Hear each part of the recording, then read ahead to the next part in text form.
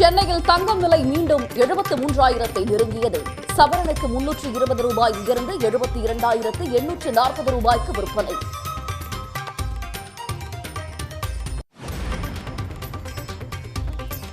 ஓரணியில் தமிழ்நாடு என்ற மாபெரும் பரப்புரையை தொடங்கினார் முதலமைச்சர் மு க ஸ்டாலின்.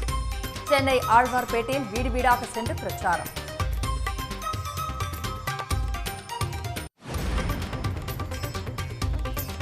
திருபுவனம் இளைஞர் மரணம் தொடர்பாக மாவட்ட நீதிபதி 2வது நாளாக விசாரணை. உயிரிழந்த அஜித்தின் குடும்பத்தினர், கோயில் ஊழியர்கள் உள்ளிட்டோரிடம் வாக்குமூலம் பதிவு.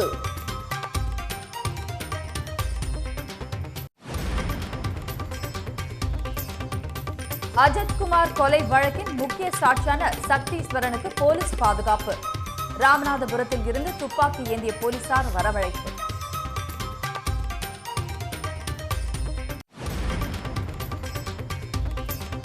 எடப்பாடி பழனிசாமியின் சுற்றுப்பயணத்துக்கு போதிய பாதுகாப்பு வழங்க வேண்டும். டிஜிபியிடம் அதிமுக முன்னாள் அமைச்சர் ஜெயக்குமார் மனு.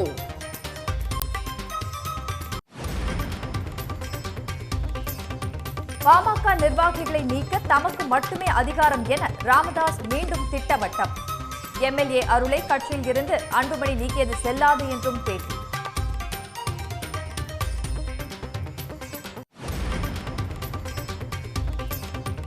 தமிழ்நாட்டில் புதியதாக கட்டப்பட்ட 50 ஆரம்ப சுகாதார நிலையங்கள் திறப்பு. 208 நகர்ப்புற நல்வாழ்வு மையங்களையும் திறந்து வைத்தார் முதலமைச்சர் மு க ஸ்டாலின்.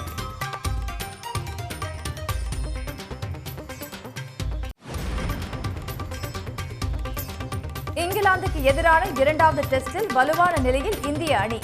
கேப்டன் சுப்மன் கில் இரட்டை சதம் விளாசி அசத்தல்.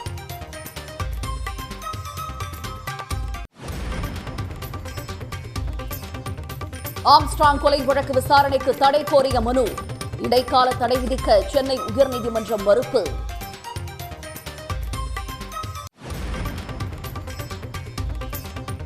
மேட்டூர் அணைக்கு நீர்வரத்து 18,615 கனஅடியாக குறைந்தது.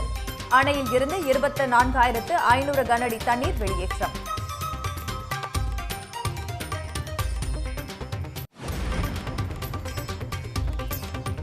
தஞ்சாவூர் அருகே திருமானூர் கொள்ளிடம் ஆற்றில் கரை புரண்டோடும் காவிரி நீர். நிலத்தடி நீர்மட்டம் உயரும் என்பதால் பம்ப் செட் பாசன விவசாயிகள் மகிழ்ச்சி.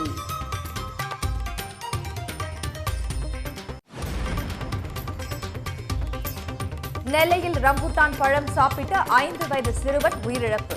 பழத்தின் விதை தொண்டையில் சிக்கியதால் விபரீதம்.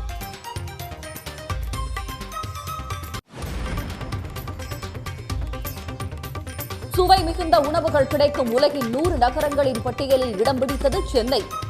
இட்லி மற்றும் தோசைகளின் சுவைக்காக பட்டியலில் 75வது இடம்.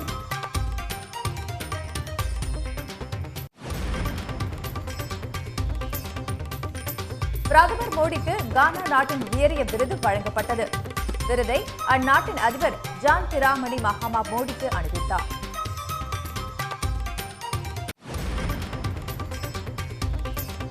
கடன் சுமையால் விவசாயிகள் கொல்லப்படுவதாக ராகுல் காந்தி வேதனை. வருமானத்தை உயர்த்துவதாக கூறிய மோடி வாழ்நாளை பாதியாக்கிவிட்டதாக விமர்சனம்.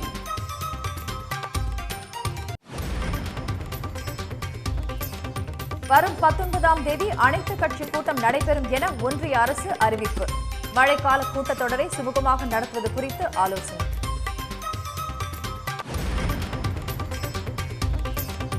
கால்பந்து வீரர் தியாகோ ஜோடா மறைவிற்கு போர்ச்சுகல் அணி கேப்டன் ரொனால்டோ இரங்கல். இறப்பு செய்தி பெரும் அதிர்ச்சி அளிப்பதாக சமூக வலைதளத்தில் பதிவு. ஓரணியில் தமிழ்நாடு என்ற மாபெரும் பரப்புரையை திமுகவினர் தொடங்கியுள்ளனர். சென்னையில் முதலமைச்சர் மு க ஸ்டாலின் வீடு வீடாக சென்று அரசின் செயல்பாடுகள் குறித்து கேள்வி எழுப்பி உறுப்பினர் சேர்க்கையை மேற்கொண்டார்.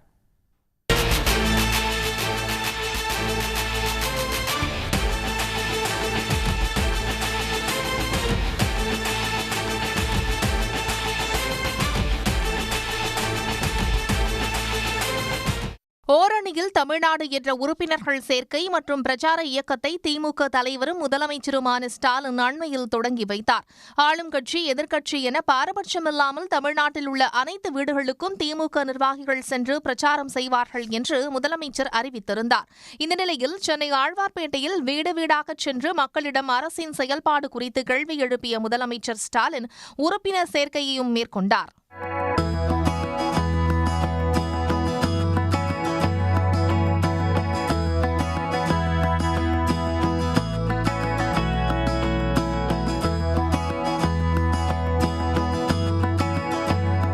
எங்கள் குறைகள்லாம் கேட்டார். என்ன எப்படி இருக்குது, என்ன எங்கள் ஆட்சி எப்படி செயல்படுறாங்க என்னான்றதை கேட்டாங்க. எல்லாமே நல்லா தான் இருக்குது. மகளிருக்கு 1000 ரூபாய் மாதம் சுய உதவி கொடுக்குறாரு. பஸ் எல்லாம் ஃப்ரீ பஸ்ஸு விடுறாரு. மற்றபடி மேலும் மேலும் அவர் நல்லா இருக்க வாழ்த்துக்கள். இந்த ஆட்சிக்கு அவர் தான் வருவார். கண்டிப்பாக நாங்கள் எதிர்பார்க்குறோம். சைன் பண்ணோம், சைன் போட்டு சொன்னார், சைன் பண்ணோம், உறுப்பினராக சேர்ந்துருக்கோம். அப்புறம் இந்த விடியல் பஸ் எல்லாம் போகிறீங்களான்னாரு, பேருந்துலாம் போகிறோன்னா. இன்னொரு தடவை நான் வர முடியுமா, வந்தால் சந்தோஷமானாரு. சந்தோஷம், ரொம்ப சந்தோஷம் சார்னும். இதேபோல் தமிழ்நாடு முழுவதும் திமுகவினர் ஓரணியில் தமிழ்நாடு பரப்புரையை தொடங்கியுள்ளனர். தூத்துக்குடி, நாகை, திண்டுக்கல், திருச்சி உள்ளிட்ட மாவட்டங்களில் அமைச்சர்கள், திமுக சட்டமன்ற உறுப்பினர்கள், மாவட்ட செயலாளர்கள் வீடு வீடாக சென்று உறுப்பினர் சேர்க்கையை மேற்கொண்டனர். நம் மாநிலத்தின் கோடிக்கணக்கான குடும்பங்களுடன் தாங்களும் தங்கள் குடும்பமும் ஓரணியில் தமிழ்நாடு என கரம் கோக்க விரும்புகிறீர்களா?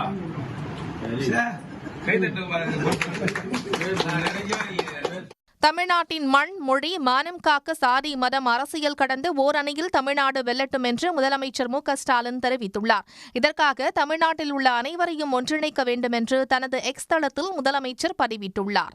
திருபுவனம் இளைஞர் அஜித்குமார் கொலை தொடர்பாக மாவட்ட நீதிபதி 2வது நாளாக விசாரணை மேற்கொண்டார்.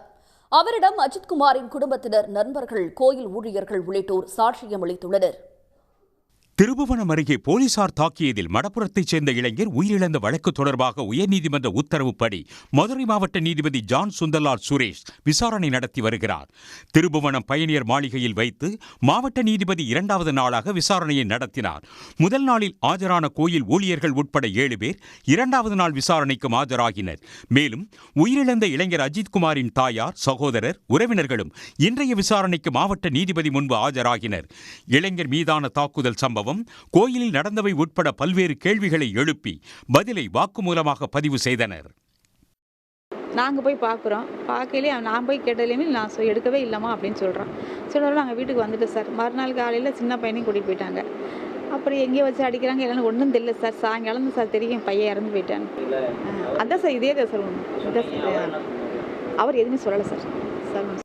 இளைஞர் அஜித்குமாரை போலீசார் தாக்கியதை வீடியோ பதிவு செய்த அதே ஊரைச் சேர்ந்த சக்தீஸ்வரன் தனக்கு வெளி மாவட்டத்தைச் சேர்ந்த போலீசார் பாதுகாப்பு வேண்டும் என கோரிக்கை விடுத்தார்.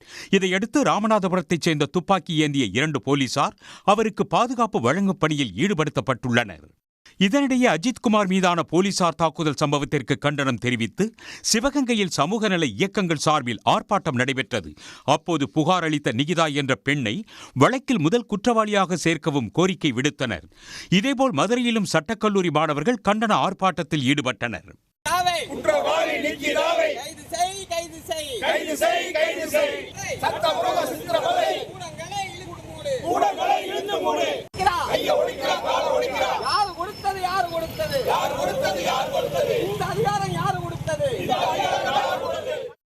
இளைஞர் அஜித்குமார் போலீசார் தாக்குதலில் உயிரிழந்தது தொடர்பாக அறிக்கை அளிக்கும்படி மனித உரிமை ஆணைய புலன் விசாரணை பிரிவு ஐஜிக்கு தமிழ்நாடு மாநில மனித உரிமை ஆணையம் உத்தரவிட்டுள்ளது. மடப்புறம் கோயிலில் தங்க நகை காணாமல் போனதாக புகார் அளித்த நிகிதா மீது பல்வேறு மாவட்டங்களில் பல பேரிடம் கோடிக்கணக்கில் பணத்தை பெற்றுக்கொண்டு அரசு வேலை வாங்கித் தருவதாக மோசடி செய்தது அம்பலமாகியுள்ளது. மடப்புறம் கோயிலில் தனது தங்க நகை காணாமல் போனதாக புகார் அளித்த நிகிதா மதுரை மாவட்டம் திருமங்கலம் அருகே பச்சை கோப்பன்பட்டி கிராமத்தைச் சார்ந்த வினோத் என்பவரிடம் கடந்த 2011ஆம் ஆண்டு விஏஓ வேலை வாங்கி தருவதாக 8 லட்சம் ரூபாய் பெற்றுக்கொண்டு ஏமாற்றியதாக கூறப்படுகிறது. அதேபோன்று திரளி கிராமத்தைச் சேர்ந்த தெய்வம் என்பவரிடம் அரசு வேலை வாங்கி தருவதாக 8 லட்சம் ரூபாய் பெற்றுக்கொண்டும் ஏமாற்றியதாக கடந்த 2011ஆம் ஆண்டு மதுரை காவல் கண்காணிப்பாளர் அலுவலகத்தில் புகார் அளிக்கப்பட்டது. இருவரின் புகாரின் பேரில் அவர் மீது வழக்கு பதிவு செய்யப்பட்டுள்ளது. எங்கள் மாமாவுக்கு வாத்தியார் வேலை 8 லட்ச ரூபாய்க்கு அவர் பணம் கொடுக்குறோம். எனக்கு டிஓ வேலை வாங்கி தரேன்னு சொல்லிட்டு 8 லட்ச ரூபா கேட்குறாங்க.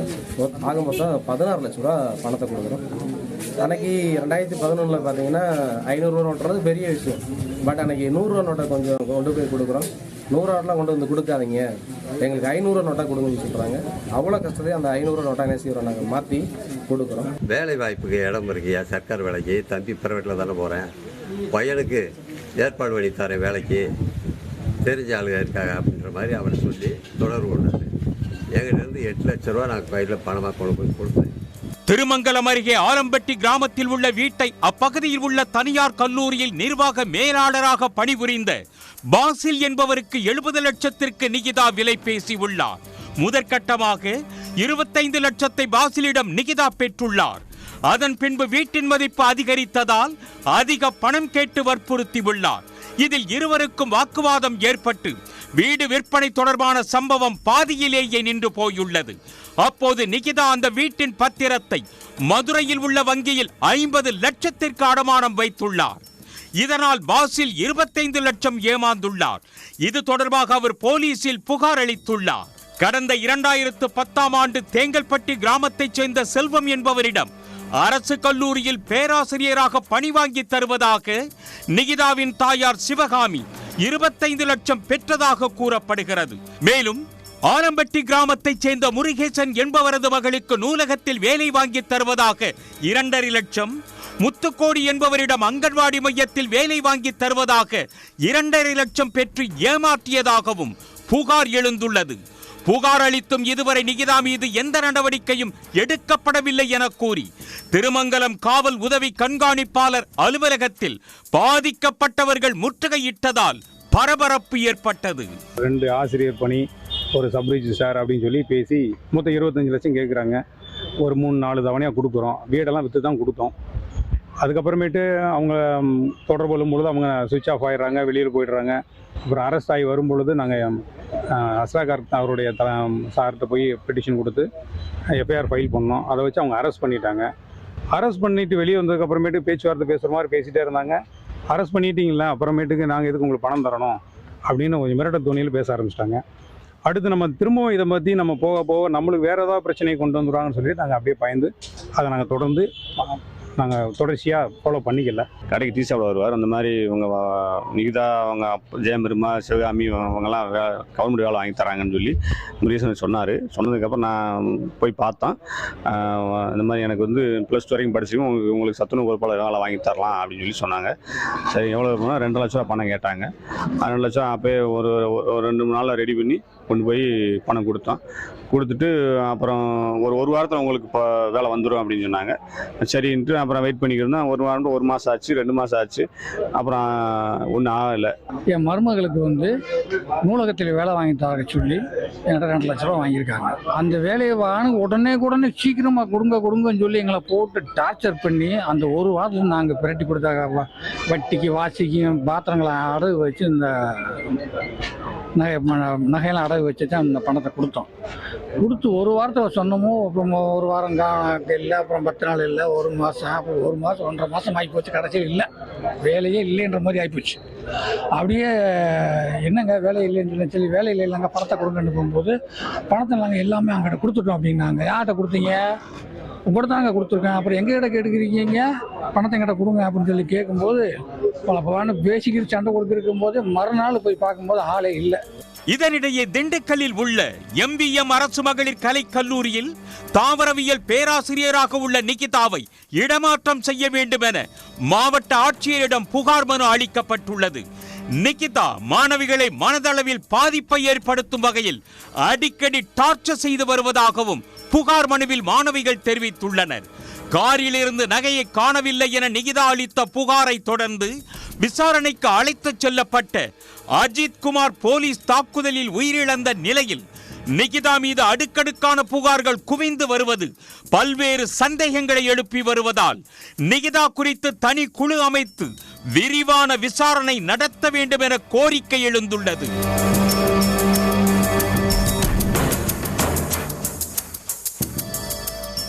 நெல்லையில் ஆசையாக ரம்புட்டான் பழத்தை சுவைத்த 5 வயது சிறுவன் பழத்தின் விதை தொண்டையில் சிக்கி உயிரிழந்த சம்பவம் சோகத்தை ஏற்படுத்தியுள்ளது.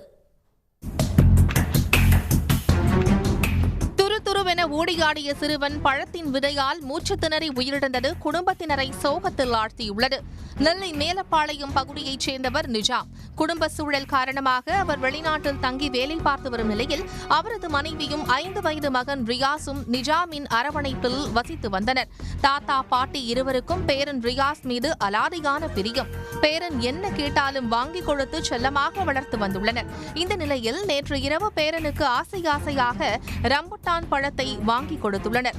முள் போன்ற அமைப்போடு சிவப்பு நிறத்தில் வித்தியாசமாக இருந்ததால் பழத்தை ரியாஸ் ஆசையோடு வாங்கி சுவைத்துள்ளார். அப்போது வழவழப்பான பழத்திற்குள் இருக்கும் விதையோடு முழுங்கியுள்ளார்.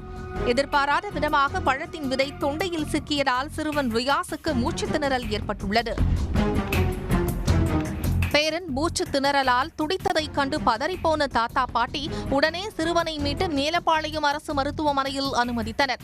அப்போது சிறுவனை பரிசோதித்த மருத்துவர்கள் ரியாஸ் ஏற்கனவே இறந்துவிட்ட அதிர்ச்சி செய்தியை தெரிவித்துள்ளனர். சிறுவர்கள் ஆர்வத்தில் அவசரமாக சுவைக்கும் போது இதுபோன்ற நிலை உருவாக்கி விடுவதாக கூறும் மருத்துவர்கள் பழங்கள் வாங்கித் தரும் பெற்றோர்களும் கண்காணிப்பது அவசியம் என்று அறிவுறுத்துகின்றனர். இயற்கைக்கு மாறான ஒரு பொருளை குழந்தைங்க கையில் வச்சு விளையாடுறப்போ இல்லை சாப்பிட்றப்போ என்ன ஆகுனா அது உள்ளே விழுங்குறது உணவு குழாய் வழியே போகணும். சில சமயம் மூச்சு குழாயில் போய் சிக்கிறதுக்கு வாய்ப்பு இருக்குது. அதை மாதிரி போகிற டைமில் குழந்தைங்களுக்கு உயிரிழப்பு ஏற்படலாம். மூச்சு திணறல் ஏற்பட்டு உயிரிழப்பு ஏற்பட வாய்ப்பு உள்ளது. பேரண்ட்ஸ் எப்போதும் குழந்தைங்களுக்கு நீங்கள் உணவு உட்கொள்ளும் போது அதை நீங்கள் என்ன மாதிரி உணவு சாப்பிட்றாங்கன்னு உங்களோட மேற்பார்வையில் இருக்கணும் அவங்க சாப்பிட்றது. அதே மாதிரி நீங்கள் அவங்களுக்கு கொடுக்குற உணவு சிறு துண்டுகளாக கொடுக்கலாம்.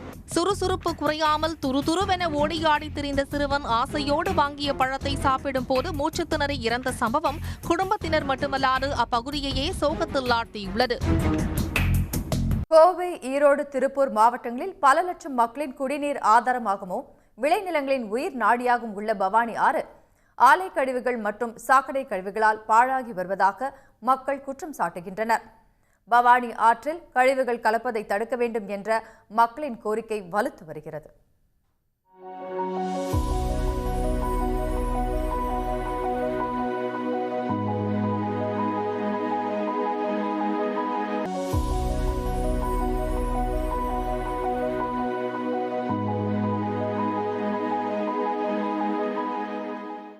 நீலகிரி மாவட்டம் குந்தாவில் உற்பத்தியாகி கேரள மாநிலம் அட்டப்பாடி பள்ளத்தாக்கில் பாய்ந்து முக்காலி வழியாக மீண்டும் தமிழகத்திற்குள் நுழையும் பவானி ஆறு பில்லூர், சத்தியமங்கலம் என 217 கிலோமீட்டர் பயணித்து பவானி நகரில் காவிரியுடன் கலக்கிறது.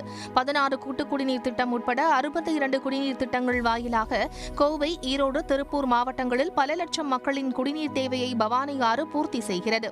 சங்க காலத்திலேயே வாணி நதி என போற்றப்பட்ட பவானியில் தற்போது ஆலை கழிவுகளும் உள்ளாட்சி அமைப்புகளின் கழிவுகளும் கலக்கப்படுவதால் ஆறு மாசடைந்து வருகிறது.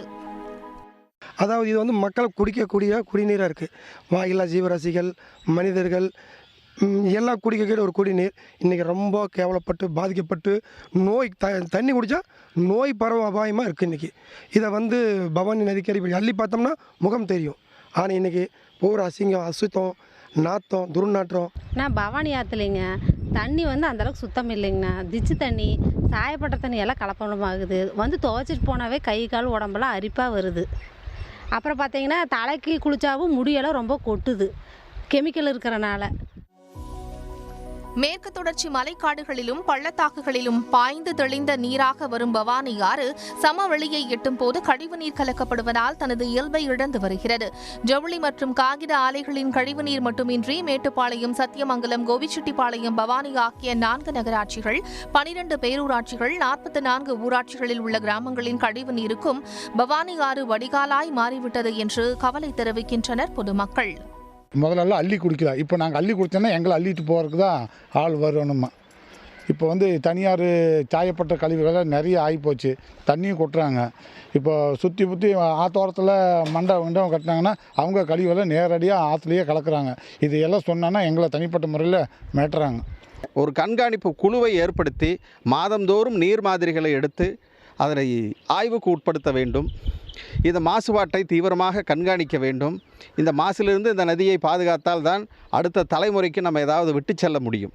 ஆகவே இந்த நதி இன்று குடிக்க தகுதியற்ற ஒரு சூழலுக்கு மாறி வருகிறது என மிக சமீபத்தில் சிறுமுகையில் அரசாங்கமே அறிவிக்கை செய்தார்கள்.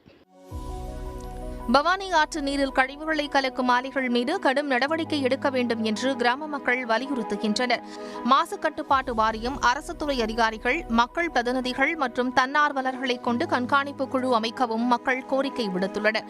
சன் நியூஸ் செய்திகளுக்காக ஈரோட்டில் இருந்து குணசேகரன். திருப்பூர் மாவட்டம் அவிநாசியில் சில நாட்களுக்கு முன்பு ரிதன்யா என்ற இளம்பெண் தற்கொலை செய்து கொண்ட விவகாரம் மாநிலம் முழுவதுமாக அதிர்ச்சியை ஏற்படுத்தியது.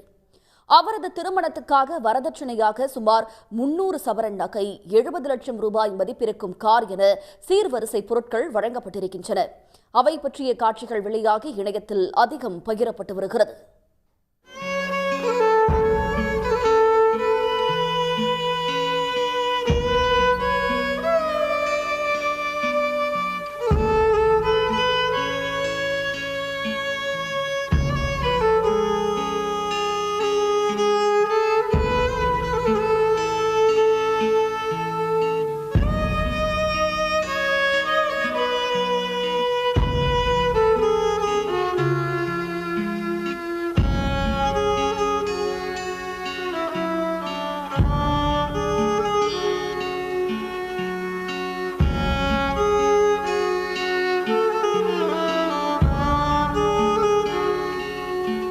உடனுக்குடன் செய்திகளை தெரிந்து கொள்ள சன் நியூஸ் பெல் ஐகானை கிளிக் பண்ணுங்க.